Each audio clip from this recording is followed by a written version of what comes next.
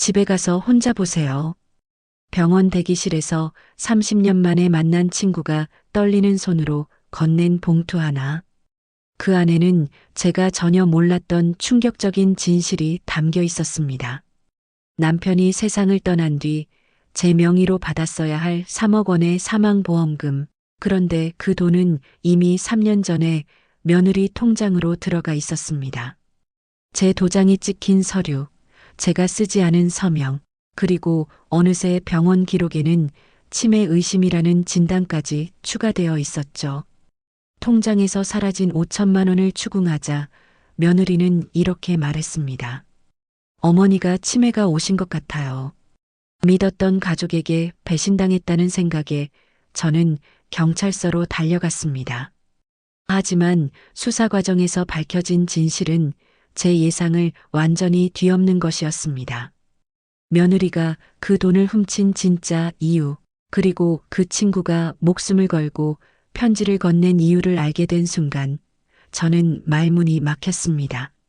자, 지금부터 무슨 특별한 사연이 있었는지 지금 바로 시작해 보겠습니다. 이야기 시작 전에 구독과 좋아요 눌러주시고 지금 어느 곳에서 함께하고 계신지 댓글로 남겨주세요. 그곳에 따뜻한 축복이 머물길 진심으로 기도하겠습니다. 저는 올해 72살 박영자입니다. 남편을 먼저 보내고 홀로 살아온 지 벌써 3년이 넘었어요. 슬아에 아들 하나를 두었는데 그 아들이 장가를 들어 손주까지 낳아주니 세상에 부러울 게 없었죠. 물론 나이가 들면서 여기저기 아픈 곳도 생기긴 했지만 그래도 건강한 편이라고 생각했습니다. 그런데 몇 달 전부터 무릎이 자꾸 쑤시고 아프기 시작했어요. 처음엔 그냥 나이 탓이려니 했는데 점점 심해지더라고요.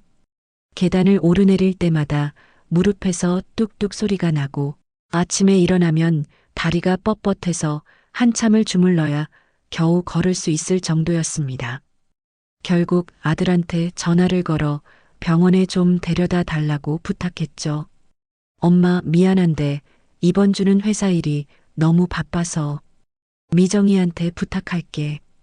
미정이는 제 며느리입니다. 결혼한 지 5년쯤 됐는데 처음엔 좀 낯설고 어색했지만 시간이 지나면서 제법 정이 들었어요. 손주도 예쁘게 잘 키우고 명절 때 제사도 성심성의껏 준비하는 걸 보면 착한 며느리라고 생각했습니다.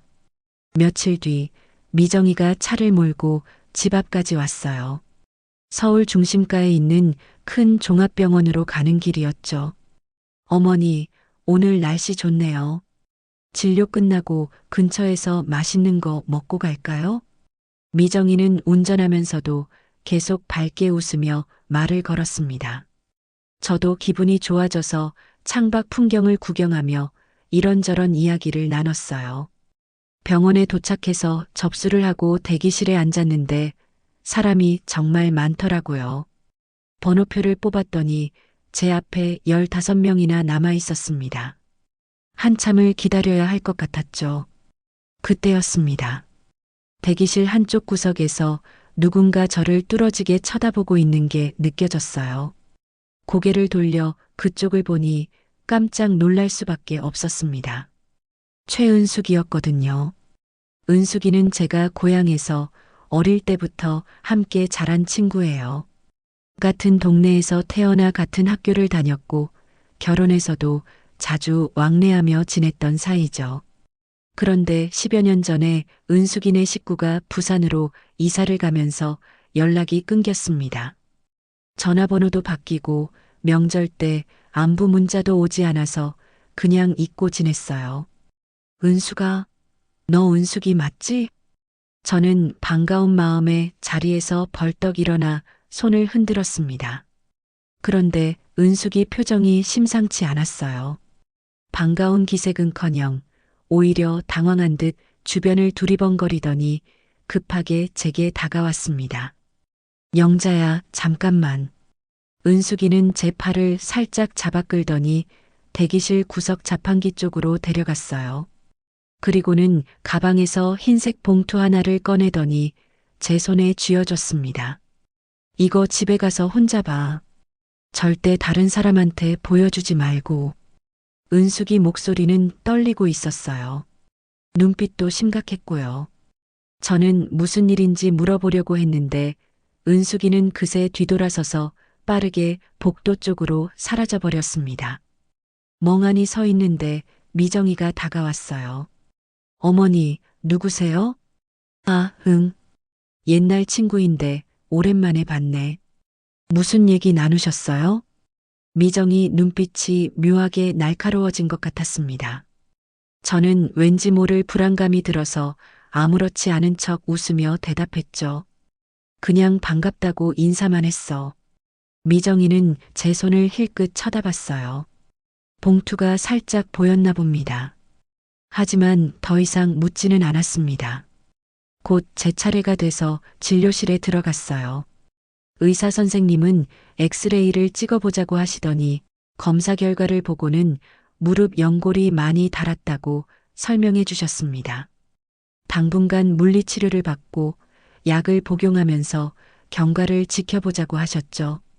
진료를 마치고 나오는데 미정이가 복도에서 전화 통화를 하고 있었어요. 목소리가 제법 크게 들렸습니다. 응, 오빠. 어머니 병원 모시고 왔어. 그거는 어떻게 됐어? 서류 다 준비됐다고? 그럼 이번 주 안에 처리하자. 무슨 서류 얘기를 하는 건지 궁금했지만 미정이가 금방 전화를 끊고 돌아와서 물어보진 못했습니다. 집으로 돌아오는 차 안에서도 미정이는 계속 밝게 웃으며 이런저런 이야기를 했어요. 그런데 저는 자꾸 은숙이가 건넨 봉투가 신경 쓰였습니다. 가방 속에 꼭꼭 숨겨뒀는데도 마치 뜨겁게 달아오른 것처럼 느껴졌죠. 집에 도착해서 미정이와 헤어지고 현관문을 열고 들어섰습니다. 신발을 벗고 거실로 들어가 가방에서 봉투를 꺼냈어요. 흰색 봉투 위에는 작은 포스트잇이 붙어 있었고 거기에는 이렇게 적혀 있었습니다. 집에 가서 혼자 보세요. 손이 떨렸습니다. 도대체 무슨 내용이길래 이렇게까지 조심스럽게 전해준 걸까요? 봉투를 뜯으려다가 문득 피곤함이 몰려왔어요. 병원 다녀오느라 기력이 다 빠진 것 같았습니다. 일단 봉투를 식탁 서랍 안에 넣어두고 소파에 누워 잠깐 눈을 붙이기로 했죠. 그렇게 잠이 들었는데 저녁 무렵 준호가 들어왔어요. 엄마 주무세요? 병원은 잘 다녀오셨어요? 응, 다녀왔어. 별거 아니래. 약 먹으면서 지켜보자고 하시더라. 준호는 안심한 듯 웃으며 냉장고에서 물을 꺼내 마셨습니다. 그리고는 거실 테이블에 앉더니 가방에서 서류 몇 장을 꺼냈어요. 엄마, 이거 좀 봐주세요. 은행 적금 만기됐다고 연락 왔는데 재해치하려면 서류에 도장 찍어야 한대요. 적금? 내가 만기된 적금이 있었나? 네, 작년에 만드신 거요. 금액은 크지 않은데 그냥 다시 넣어두는 게 나을 것 같아서요. 준호는 서류를 제 앞에 펼쳐놨습니다. 복잡한 숫자와 한자가 빼곡히 적혀 있어서 잘 읽히지 않았어요. 나이가 들면서 눈도 침침해지고 이런 금융 서류는 더더욱 이해하기 어려웠죠. 엄마, 여기 도장만 찍으면 돼요. 제가 은행 가서 처리할게요. 준호는 제 도장을 가져다 주며 서류 귀퉁이를 손가락으로 가리켰습니다. 저는 별 생각 없이 도장을 꺼내 찍었어요. 아들을 믿었으니까요. 그래, 알았어. 내가 알아서 잘 처리해. 준호는 서류를 챙겨 가방에 넣고는 곧 집을 나갔습니다. 저는 다시 소파에 누워 텔레비전을 켰죠. 저녁 드라마를 보다가 어느새 잠이 들었습니다. 며칠이 지났어요. 평소처럼 장을 보러 나갔다가 은행에 들러 통장 정리를 하려고 했습니다. 요즘은 인터넷으로 다 확인할 수 있다지만 저는 아직도 통장에 직접 찍는 게 더 익숙했거든요. 은행 창구에 앉아 통장을 건넸는데 직원이 화면을 보더니 고개를 갸우뚱했습니다. 어머님, 이 계좌에 있던 정기적금이 해지됐는데 아시나요? 네, 해지? 아니, 재해치한다고 했는데요? 아니요. 여기 보시면 지난주에 해지 처리됐고 금액은 다른 계좌로 이체됐네요. 제 머릿속이 하얘졌습니다. 무슨 소리인지 이해가 안 됐어요. 잠깐만요. 제가 도장 찍은 건 재해치 서류였는데요. 어머님, 여기 사본 보시겠어요? 직원은 컴퓨터로 서류 사본을 출력해서 보여줬습니다. 거기에는 분명 제 도장이 찍혀 있었어요. 그런데 서류 제목은 재해치가 아니라 해지 및 명예 변경 신청서였습니다. 이게 무슨... 저는 이런 서류에 도장을 찍은 적이 없는데요. 어머님, 여기 서명란도 보시면 어머님 성함이 적혀 있는데요. 서명란을 보니 박영자라고 적혀 있긴 했습니다. 하지만 그 글씨체는 제 글씨가 아니었어요. 저는 글씨를 또박또박 네모지게 쓰는 편인데 서류의 글씨는 흘려 쓴 듯 동그랗고 날렵했습니다. 아니에요. 이건 제 글씨가 아니에요. 목소리가 커졌습니다. 주변 사람들이 저를 쳐다봤지만 신경 쓸 겨를이 없었죠. 어머님, 일단 진정하시고요. 명예 변경된 계좌 번호를 알려드릴게요. 혹시 가족분 계좌 아니신가요? 직원이 알려준 계좌 번호를 받아 적었습니다. 집으로 돌아오는 내내 손이 덜덜 떨렸어요. 도대체 누가 이런 짓을 한 걸까요? 집에 도착하자마자 준호한테 전화를 걸었습니다. 준호야, 엄마 적금 있잖아. 그거 해지됐다는데 너 알아? 네. 무슨 소리예요? 제가 재해치해드렸는데요. 은행에서 확인해 보니까 해지되고 다른 계좌로 돈이 넘어갔대. 이게 무슨 일이야? 준호는 잠시 말이 없다가 당황한 목소리로 대답했습니다. 엄마, 그럴 리가 없는데요. 제가 확인해 볼게요. 은행에서 실수한 거 아니에요? 은행 직원이 서류 사본까지 보여줬어. 분명히 해지 서류였어. 엄마, 제가 저녁에 집에 가서 자세히 얘기 나눠요. 지금은 회사라 통화하기 어려워요. 전화가 끊겼습니다. 저는 소파에 주저앉아 한참을 멍하니 앉아 있었어요. 5천만 원이었습니다. 남편이 평생 모아둔 돈으로 만든 적금이었죠. 그 돈이 어디론가 사라져버렸다는 게 믿기지 않았습니다. 그때 문득 떠오른 게 있었어요. 은숙이가 건넨 봉투. 그날 이후로 까맣게 잊고 있었는데 이 상황과 무슨 관련이 있는 걸까요? 부랴부랴 식탁 서랍을 열어 봉투를 꺼냈습니다. 손이 떨려서 봉투를 찢는 것도 쉽지 않았어요. 겨우 봉투를 열고 안에 든 서류들을 꺼냈습니다. 첫 번째 서류는 보험금 지급 내역서였어요. 남편이 세상을 떠난 뒤 받았어야 할 사망보험금 3억 원.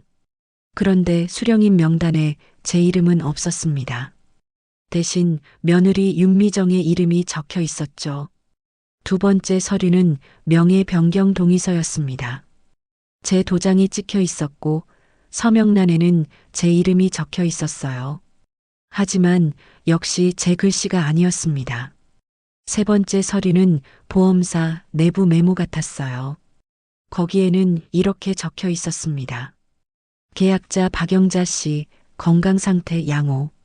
다만 최근 기억력 저하 증세 보임. 수령인 변경 요청 승인. 손에서 서류가 떨어졌습니다. 온몸에 힘이 빠지면서 바닥에 주저앉았어요. 이게 대체 무슨 일인가요?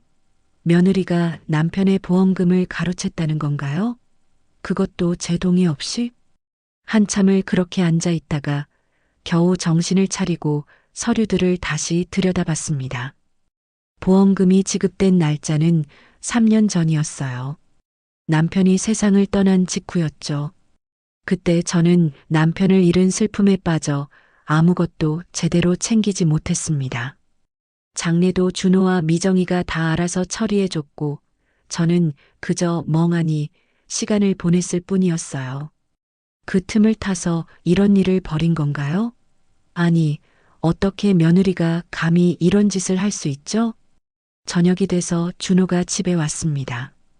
현관문이 열리는 소리에 저는 벌떡 일어나 거실로 나갔어요. 준호야, 너 이거 알아? 서류를 내밀었습니다. 준호는 서류를 받아들고 훑어보더니 얼굴이 새하얘졌어요. 엄마, 이게 어디서 나온 거예요? 그건 중요하지 않아. 이게 사실이야? 미정이가 아빠 보험금을 다 가져간 거야? 준호는 입술을 깨물며 고개를 돌렸습니다. 대답을 안 하는 게 오히려 답이었죠. 야, 박준호. 엄마한테 대답해. 엄마, 미안해요. 미안하다고? 그게 끝이야? 도대체 왜 이런 짓을 한 거야? 준호는 아무 말도 하지 않았습니다. 그저 고개를 숙인 채 서 있을 뿐이었어요. 저는 가슴이 찢어지는 것 같았습니다. 너도 알고 있었던 거지? 미정이가 엄마 돈 훔쳐가는 거? 엄마, 제발. 지금은 말할 수 없어요. 왜 말을 못해? 뭐가 그렇게 말 못할 사정이 있어? 준호는 그 말만 남기고 방으로 들어가 버렸습니다. 저는 그 자리에 선 채로 한참을 울었어요. 아들마저 이 일에 가담했다는 게 믿기지 않았습니다. 그날 밤 저는 한숨도 자지 못했어요. 계속 생각했습니다. 은숙이는 어떻게 이 사실을 알았을까요? 그리고 왜 저한테 알려준 걸까요? 다음 날 아침 저는 다시 병원으로 갔습니다. 은숙이를 만났던 그 종합병원이었어요.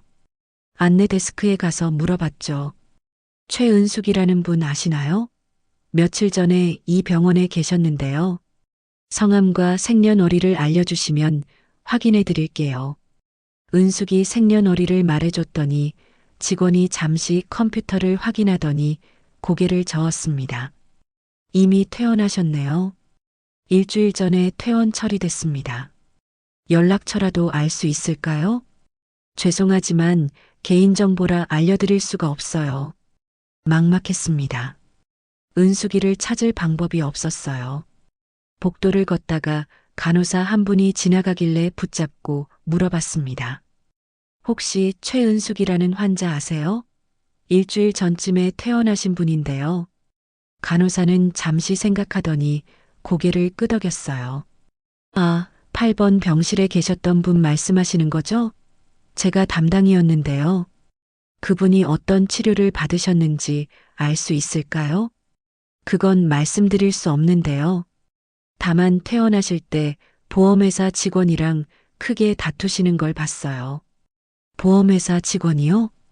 네, 젊은 남자분이었는데 목소리가 꽤 컸어요. 환자분께서 화를 내시면서 뭐라고 하시더라고요. 심장이 두근거렸습니다. 보험회사라는 단어가 자꾸 걸렸어요. 그 직원 이름 혹시 기억하세요? 잠깐만요. 명함을 놓고 간 것 같은데. 간호사는 간호사실로 들어가더니 잠시 후 명함 한 장을 들고 나왔습니다. 여기 있네요. 최대호 과장이라고 적혀 있어요. 최대호. 그 이름을 듣는 순간 머릿속에서 퍼즐이 맞춰지기 시작했습니다. 미정이가 병원 복도에서 통화할 때 오빠라고 불렀던 사람. 그게 최대호였던 건가요? 이 명함 제가 가져가도 될까요? 네, 어차피 버릴 거였어요. 명함을 받아들고 병원을 나왔습니다. 이제 보험사로 가야 했어요. 진실을 알아야 했습니다. 명함에 적힌 주소를 찾아 보험사 건물 앞에 섰습니다. 큰 빌딩이었어요. 로비로 들어가 안내 데스크에 최대호를 찾는다고 했더니 직원이 내선 전화를 걸어줬습니다. 지금 외근 나가셨는데요. 무슨 일로 찾으시나요? 제 보험금 건으로 상담하고 싶어서요. 그럼 다른 상담사를 연결해 드릴까요? 아니요, 제가 다시 올게요. 하는 수 없이 발길을 돌렸는데 로비 한쪽에서 누군가 제 이름을 불렀습니다. 박영자 고객님 맞으시죠? 돌아보니 30대 중반으로 보이는 여직원이 서 있었어요. 네, 맞는데요. 저희 보험사 고객이시잖아요. 무슨 일로 오셨어요?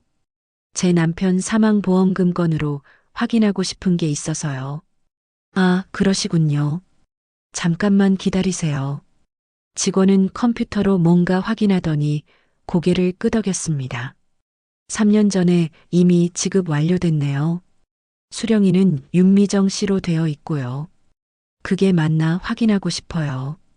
제가 동의한 적이 없거든요. 직원의 표정이 약간 굳어졌습니다. 어머님, 여기 서류에 보면 어머님 도장이랑 서명이 다 있는데요. 명의 변경 동의서도 제출되어 있고요. 그 서명이 제 글씨가 아니에요. 누가 위조한 거예요? 어머님, 그건 심각한 문제인데요. 혹시 경찰에 신고하셨나요? 경찰. 그 단어를 듣는 순간 머리가 복잡해졌습니다. 정말 경찰에 신고해야 하나요? 며느리를 고소해야 한다는 건가요? 아직 안 했어요. 일단 확인부터 하고 싶어서요. 어머님, 이런 경우는 법적으로 처리하셔야 할 것 같은데요. 저희가 도와드릴 수 있는 게 많지 않아요. 서류 사본이라도 받을 수 있을까요? 네, 잠시만요. 직원은 프린터로 서류를 뽑아주었습니다. 남편 명의의 보험계약서, 사망보험금 청구서, 그리고 제 명의로 된 동의서까지 모든 게 완벽하게 준비되어 있었어요. 보험사를 나와 근처 카페에 앉았습니다. 커피 한 잔을 시켜놓고 서류를 하나하나 살펴봤죠. 보험금 지급일은 남편 장례를 치른 직후였습니다. 그때 저는 정신이 하나도 없었어요. 준호와 미정이가 모든 걸 처리해 준다고 해서 맡겼는데 이렇게 될 줄은 몰랐습니다. 전화기를 꺼내 변호사 사무실을 검색했어요. 법적으로 대응해야 한다는 생각이 들었습니다. 가까운 곳에 있는 법률사무소로 전화를 걸었죠. 여보세요. 상담 좀 받고 싶은데요. 네, 무슨 일이신가요? 가족이 제 돈을 훔쳐간 것 같아요. 보험금이랑 적금을요. 어머님, 그럼 직접 오셔서 상담 받으시는 게 좋겠네요. 내일 오전에 시간 되시나요? 네, 가겠습니다. 전화를 끊고 한숨을 내쉬었습니다. 가족을 고소한다는 게 쉬운 일은 아니었어요. 하지만 이대로 당하고만 있을 수는 없었습니다. 집으로 돌아오니 미정이가 현관 앞에 서 있었어요. 깜짝 놀랐습니다. 어머니, 어디 갔다 오세요? 그냥 좀 나갔다 왔어. 너는 왜 여기 있어? 아, 준호 오빠가 어머니 요즘 기분이 안 좋으신 것 같다고 해서요. 저녁이나 같이 먹으려고 왔어요. 미정이는 여전히 밝게 웃고 있었습니다. 아무것도 모르는 척하는 그 표정이 이제는 소름 끼쳤어요. 됐어. 나 혼자 먹을게. 어머니, 무슨 일 있으세요? 요즘 표정이 안 좋으신 것 같은데. 아무 일 없어. 혹시 건강 때문에 걱정되시는 거예요? 병원 다시 가보실래요? 됐다니까. 들어가 봐. 미정이는 잠시 저를 바라보다가 고개를 끄덕이며 돌아갔습니다. 현관문을 닫고 나서야 긴장이 풀렸어요. 다음 날 아침 법률사무소를 찾아갔습니다. 김성민 변호사라는 분이 저를 맞아주었어요. 어르신, 무슨 일로 오셨어요? 제가 가져온 서류들을 하나씩 보여드렸습니다. 보험금 지급 내역서, 명예 변경 동의서, 은행 거래 내역까지. 변호사는 꼼꼼히 살펴보더니 고개를 끄덕였어요. 이건 명백한 사문서 위조입니다. 그리고 사기죄도 성립할 수 있고요. 그럼 제가 며느리를 고소할 수 있나요? 네, 충분히 가능합니다. 다만 가족 간의 일이라 신중하게 생각하셔야 해요. 한번 고소하면 되돌리기 어렵습니다. 저는 진실을 밝히고 싶어요. 더 이상 당하고 싶지 않아요. 알겠습니다. 그럼 고소장을 작성해 드릴게요. 경찰 조사 받으실 준비 되셨죠? 네, 준비됐어요. 고소장을 작성하고 경찰서로 향했습니다. 가슴이 두근거렸지만 이제는 돌아설 수 없었어요. 경찰서에 도착해서 민원실로 갔습니다. 박민수 수사관이라는 분이 저를 맡아주었어요. 어르신, 고소하시려는 거죠? 네. 피고 소인이 며느리 분이시네요. 혹시 이 일에 대해 가족들과 얘기해 보셨어요? 얘기했는데 아무도 제대로 된 답을 안 해줘요. 알겠습니다. 일단 진술부터 받을게요. 1시간 넘게 진술을 했습니다. 언제부터 이런 일이 있었는지, 어떻게 알게 됐는지, 증거는 무엇인지 하나하나 설명했죠. 어르신, 이 봉투는 누가 주신 거예요? 제 친구예요. 최은숙이라고. 그 친구분은 어떻게 이 사실을 알게 된 거죠? 저도 몰라요. 연락이 안 돼서 물어볼 수가 없어요. 그 친구분 연락처를 찾아야 할 것 같은데요. 중요한 증인이 될 수 있으니까요. 제가 알아볼게요. 진술을 마치고 집으로 돌아왔습니다. 저녁 무렵 준호한테서 전화가 왔어요. 엄마, 경찰서 다녀오셨다면서요? 어떻게 알았어? 경찰에서 연락 왔어요. 피의자 신문 나오라고요. 그래, 엄마가 고소했어. 미정이 말고 너도. 전화기 너머로 준호가 한숨 쉬는 소리가 들렸습니다. 엄마, 왜 이러세요? 우리 가족인데. 가족이 이런 짓을 해? 엄마 돈 훔쳐가고 서류 위조하는 게 가족이 할 짓이야? 엄마, 사정이 있었어요. 제발 고소 취하해 주세요. 무슨 사정? 말해봐. 도대체 왜 그런 짓을 한 거야? 준호는 한참 동안 말이 없었습니다. 그러더니 조용히 말했어요. 엄마, 저 아파요. 많이 아파요. 뭐? 무슨 소리야? 말기 간암이에요. 3년 전에 진단받았어요. 전화기를 떨어뜨릴 뻔했습니다. 말기 간암? 준호가? 거짓말이지? 거짓말이라고 해. 진짜예요, 엄마. 미정이가 저 살리려고 그런 거예요. 치료비가 너무 많이 들어서요. 눈물이 주르륵 흘러내렸습니다. 아들이 아프다는데 그것도 말기암이라는데 제가 고소를 한 거예요. 왜 진작 말 안 했어? 왜? 엄마 걱정시키고 싶지 않았어요. 그냥 조용히 치료받고 싶었어요. 전화가 끊겼습니다. 저는 그 자리에 주저앉아 한참을 울었어요. 머릿속이 복잡했습니다. 며느리를 미워해야 하나요? 아니면 이해해야 하나요? 그날 밤 저는 한숨도 자지 못했어요. 준호가 말기 간암이라는 사실이 믿기지 않았습니다. 3년 동안 아무렇지 않은 척 지냈다는 게 더 가슴 아팠죠. 어머니한테 말도 못하고 혼자 얼마나 힘들었을까요? 며칠 뒤 경찰서에서 다시 연락이 왔습니다. 어르신, 수사 진행 상황 알려드리려고 연락드렸어요. 네, 말씀하세요. 며느리분 금융거래 내역을 추적했는데요. 보험금 일부가 해외 병원 계좌로 송금된 기록이 있습니다. 해외 병원이요? 네, 싱가포르에 있는 암 전문 병원이에요. 아드님 명의로 입금됐더라고요. 가슴이 철렁 내려앉았습니다. 정말 준호 치료비로 쓴 거였구나.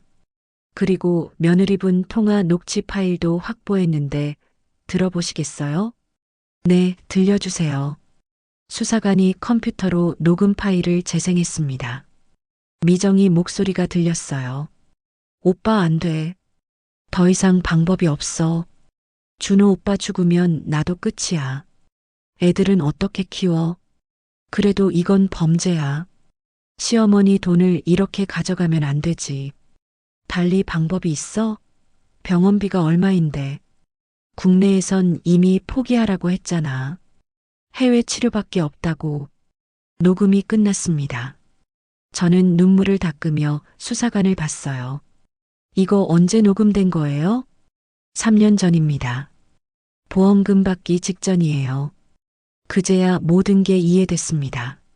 미정이는 남편을 살리기 위해 어쩔 수 없이 그런 선택을 한 거였어요. 물론 잘못된 일이긴 하지만 저라도 같은 상황이었다면 어땠을까요? 수사관님, 제가 생각 좀 해봐도 될까요? 네, 물론이죠. 다만 고소를 취하하시려면 빨리 결정하시는 게 좋아요. 경찰서를 나와 공원 벤치에 앉았습니다. 하늘을 보며 남편 생각을 했어요. 여보, 나 어떻게 해야 해? 며느리를 용서해야 하나? 아니면 끝까지 가야 하나? 바람이 살랑 불었습니다. 남편이 대답해 주는 것 같았어요. 그때 핸드폰이 울렸습니다. 모르는 번호였어요. 여보세요? 영자야, 나 은숙이야. 은숙이 목소리였습니다. 너무 반가워서 벌떡 일어났어요. 은숙아, 너 어디 있어? 나 너 찾느라 얼마나 고생했는데. 미안해. 연락 못했어. 나 지금 고향에 내려와 있어. 왜 갑자기 고향에? 그리고 너 어떻게 그 사실을 알았어? 은숙이는 한참 침묵하다가 천천히 말했습니다. 나도 그 보험사 고객이었어. 병원 입원했을 때 최대호라는 직원이 와서 보험금 얘기를 하더라고. 그런데 서류를 보니까 이상한 거야. 내가 동의한 적 없는 내용이 들어가 있더라고. 그래서 화를 내면서 따졌지. 그랬더니 그 친구가 실수로 서류 몇 장을 흘리고 간 거야. 그걸 주우려다가 우연히 내 이름을 본 거야. 박영자, 남편 사망보험금 3억 원, 수령인 윤미정. 그걸 보는 순간 너한테 알려줘야겠다고 생각했어. 은수가 고마워. 정말 고마워. 영자야, 근데 나 얘기 좀 해야 할 게 있어. 은숙이 목소리가 떨렸습니다. 뭔데? 나 말기암이야. 췌장암. 이제 얼마 안 남았대. 손에서 핸드폰이 미끄러질 뻔했습니다. 뭐라고? 은수가 농담하지 마. 진짜야. 병원에서 3개월이라고 했어. 그래서 고향에 내려온 거야. 여기서 조용히 마무리하려고. 안 돼, 은수가. 치료받아야지. 서울로 올라와. 영자야, 이미 늦었어. 나는 괜찮아. 다만 너한테 그 편지 전해준 게 잘한 일인지 모르겠어. 내 가족이 힘들어질 거 알면서도 알려준 게 맞는 건지. 은수가 내가 아니었으면 나 계속 모르고 살았을 거야. 고마워. 영자야, 며느리한테 너무 화내지 마. 그 사람도 남편 살리려고 한 거잖아. 나도 똑같은 상황이었으면 그랬을 것 같아. 전화를 끊고 한참을 울었습니다. 은숙이도 준호도 다 아프다는 게 믿기지 않았어요. 집으로 돌아와 변호사한테 전화를 걸었습니다. 변호사님, 저 고소 취하하고 싶어요. 어르신, 생각 바뀌신 거예요? 네. 제가 너무 성급했던 것 같아요. 알겠습니다. 취하서 작성해 드릴게요. 다음 날 경찰서에 가서 고소 취하서를 제출했습니다. 박민수 수사관이 서류를 받으며 말했어요.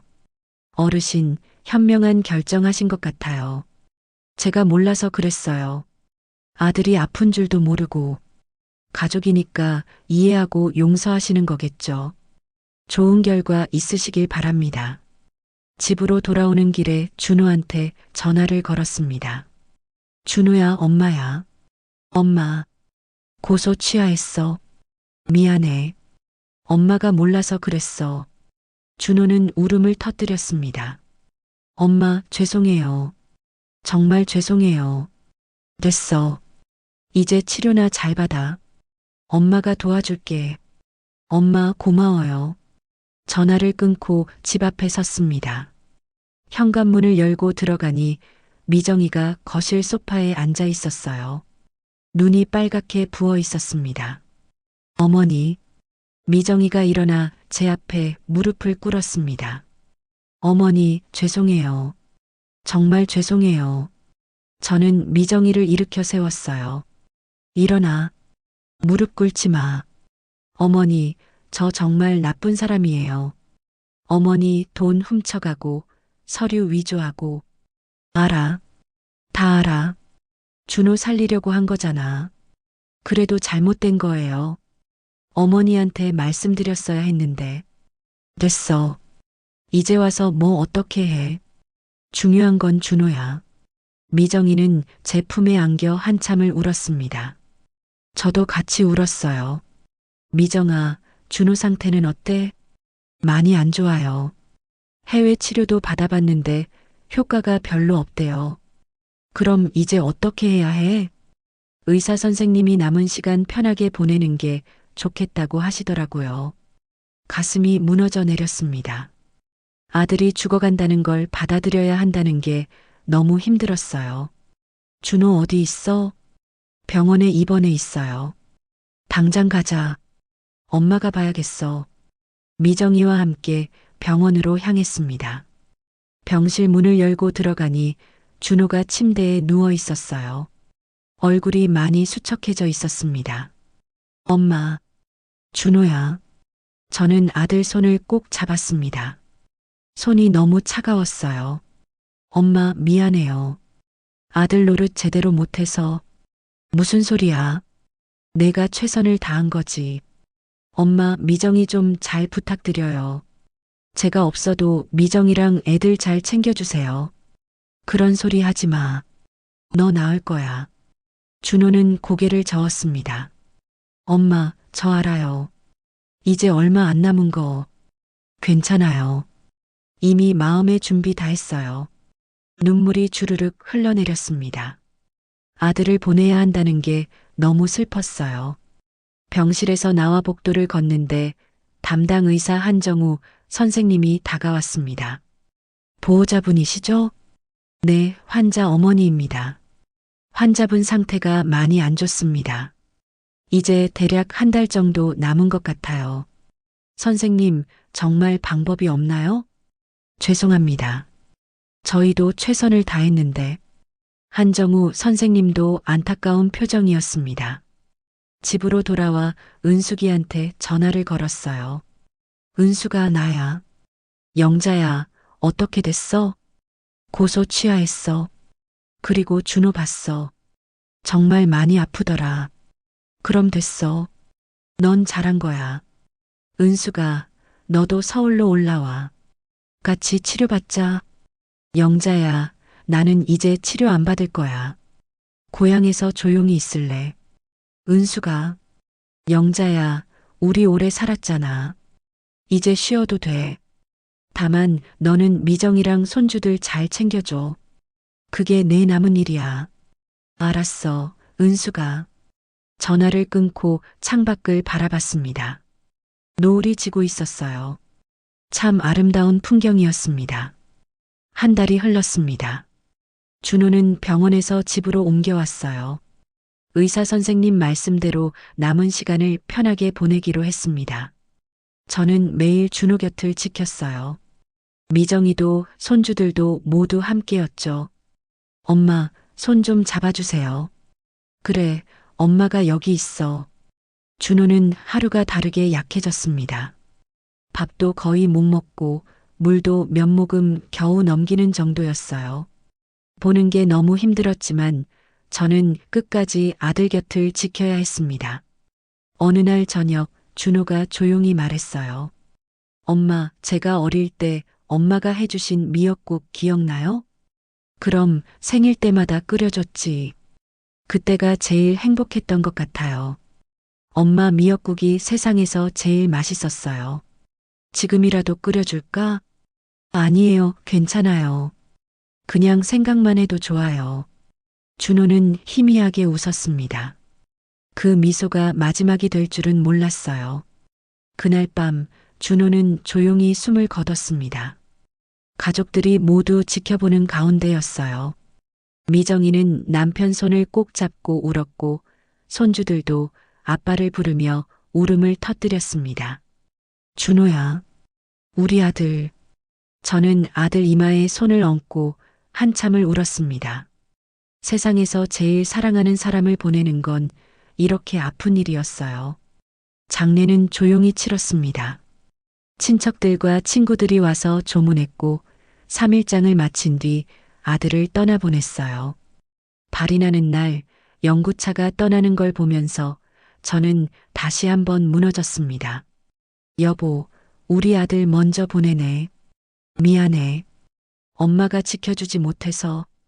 장례를 치르고 일주일쯤 지났을 때 고향에서 전화가 왔습니다.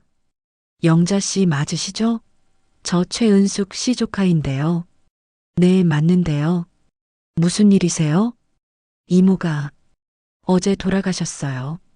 전화기를 떨어뜨릴 뻔했습니다. 뭐라고요? 장례는 고향에서 치를 예정인데 혹시 오실 수 있으세요? 네, 당연히 가야죠. 주소 알려주세요. 전화를 끊고 미정이한테 말했습니다. 미정아, 나 고향 좀 다녀올게. 어머니, 제가 모셔다 드릴까요? 아니야, 괜찮아. 혼자 갈게. 다음 날 아침 고향으로 향하는 버스를 탔습니다. 3시간을 달려 도착한 고향은 예전 모습 그대로였어요. 은숙이네 집을 찾아가니 장례식장이 차려져 있었습니다. 영자 이모 오셨어요? 은숙이 조카가 반갑게 맞아줬습니다. 은숙이는 어디 있어? 안에 계세요. 영정 앞에 섰습니다. 은숙이가 환하게 웃고 있는 사진이었어요. 눈물이 주르륵 흘러내렸습니다. 은수가 나왔어. 미안해. 진작 내려올걸. 분양을 하고 절을 올렸습니다. 은숙이 조카가 옆에서 말했어요. 이모가 돌아가시기 전에 영자 이모 얘기 많이 하셨어요. 꼭 만나고 싶다고. 내가 진작 올 걸 그랬어. 이모가 드리라고 하신 게 있어요. 잠깐만 기다리세요. 조카는 안으로 들어가더니 봉투 하나를 들고 나왔습니다. 이거 영자 이모 드리라고 하셨어요. 봉투를 받아들고 열어봤습니다. 안에는 편지 한 장이 들어 있었어요. 영자야, 내가 이 편지 쓸 때쯤이면 아마 너한테 갈 수 없을 거야. 미안해. 마지막 인사도 제대로 못하고 가서. 그래도 내가 준호 용서하고 미정이 이해했다는 소식 들어서 다행이야. 넌 항상 마음이 따뜻한 사람이었어. 그게 내 장점이야. 남은 시간 동안 미정이랑 손주들 잘 챙겨줘. 그게 너한테 남은 일이야. 그리고 너무 슬퍼하지 마. 우리 다음 생에 또 만나자. 그때는 더 오래 함께 있자. 사랑해, 내 친구. 마이너스 은숙이가 편지를 읽고 또 울었습니다. 은숙이와의 추억들이 주마등처럼 스쳐 지나갔어요. 어릴 때 같이 뛰어놀던 일, 결혼해서 서로 집에 놀러 가던 일, 아이들 키우면서 수다 떨던 일들. 모든 게 그리웠습니다. 장례를 마치고 서울로 돌아왔습니다. 집에 도착하니 미정이가 손주들과 저녁을 준비하고 있었어요. 어머니, 오셨어요? 힘드셨죠? 응, 좀 힘들었어. 어머니, 앉으세요. 제가 저녁 차릴게요. 식탁에 앉아 손주들을 바라봤습니다. 준호를 닮은 큰 손주, 미정이를 닮은 작은 손주. 두 아이가 제잘제잘 얘기하는 걸 보니 마음이 조금 편해졌어요. 할머니, 오늘 학교에서 그림 그렸어요. 그래, 뭘 그렸는데? 우리 가족이요. 할머니도 그렸어요. 아이가 보여준 그림에는 준호 대신 제가 그려져 있었습니다. 엄마, 할머니, 그리고 두 아이. 가슴이 뭉클했어요. 우리 손주 그림 참 잘 그렸네. 할머니, 아빠는 하늘나라 갔죠? 응, 그래. 그럼 아빠 하늘에서 우리 보고 있어요? 그럼 매일 보고 있지. 아이는 고개를 끄덕이며 웃었습니다. 저녁을 먹고 나서 저는 방으로 들어가 서랍을 열었어요. 은숙이가 처음 건넨 봉투와 마지막 편지를 꺼내 나란히 놓았습니다. 두 개의 편지가 제 인생을 바꿔놨어요. 미정이가 방문을 두드렸습니다. 어머니, 들어가도 돼요? 그래, 들어와. 미정이가 들어와 제 옆에 앉았어요. 어머니, 제가 어머니한테 너무 큰 죄를 지었어요. 평생 용서 못 받아도 할 말 없어요. 미정아, 됐어. 이제 그만 얘기하자. 어머니, 그래도 제가 할 말이 있어요. 앞으로 열심히 살 거예요. 준호 오빠 목까지 애들 잘 키우고 어머니 모실게요. 알아. 내 마음 엄마가 다 알아. 미정이는 제 손을 꼭 잡았습니다. 따뜻한 손이었어요. 어머니 사랑해요. 나도 사랑해, 미정아. 며칠 뒤 저는 작은 요양원으로 들어가기로 했습니다. 미정이한테 부담 주기 싫었거든요. 미정이는 반대했지만 저는 결심을 굽히지 않았어요. 어머니, 왜 요양원을 가세요? 저희랑 같이 살면 되는데. 미정아, 엄마는 혼자 있는 게 편해. 너는 애들 키우는데 집중해. 어머니, 괜찮아. 주말마다 놀러와. 엄마가 기다릴게. 요양원은 시골에 있는 작은 곳이었어요. 조용하고 공기도 좋았습니다. 방에 짐을 풀고 은숙이 편지를 액자에 넣어 벽에 걸었습니다. 그 아래에 작은 글귀를 써서 붙였어요. 진실은 때로 아픔보다 큰 약이 된다. 창문을 열자 시원한 바람이 들어왔습니다. 멀리 산이 보였고 하늘은 맑았어요. 은숙이가 이 풍경을 봤다면 좋아했을 것 같았습니다. 주말이 됐습니다. 미정이가 손주들을 데리고 찾아왔어요. 할머니, 아이들이 달려와 제 품에 안겼습니다. 우리 손주들, 할머니 보고 싶었어? 네, 엄청 보고 싶었어요. 할머니도 보고 싶었어. 많이. 요양원 정원을 산책하며 이런저런 이야기를 나눴습니다. 아이들은 학교 얘기를, 미정이는 요즘 시작한 작은 가게 얘기를 했어요. 어머니, 제가 작은 카페를 시작했어요. 준호 오빠가 좋아하던 커피 만들려고요. 그래, 잘 됐네. 어머니도 나중에 오세요. 맛있는 커피 대접할게요. 그래, 꼭 갈게. 해가 지기 시작했습니다. 노을이 참 아름다웠어요. 미정아, 애들아, 이제 들어가 봐. 어두워지기 전에. 네, 어머니. 다음 주에 또 올게요. 그래, 조심히 들어가. 미정이와 손주들을 배웅하고 저는 벤치에 앉아 하늘을 바라봤습니다. 별이 하나둘 떠오르기 시작했어요. 여보, 준호야, 은수가. 다들 잘 지내고 있지? 나는 괜찮아. 미정이가 잘하고 있어. 손주들도 건강하게 잘 크고 있고. 걱정하지 마.